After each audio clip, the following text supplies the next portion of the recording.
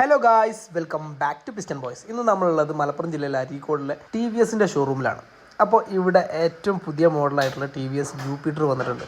അപ്പോൾ നമുക്ക് ജസ്റ്റ് ഈ ഒരു വാഹനത്തിൻ്റെ ചെറിയൊരു ഷോർട്ട് റിവ്യൂ ഒന്ന് കണ്ടു നോക്കാം. ഇതാണ് ഈ ഒരു വാഹനത്തിൻ്റെ ഓവറോൾ ലുക്ക് വരുന്നത്.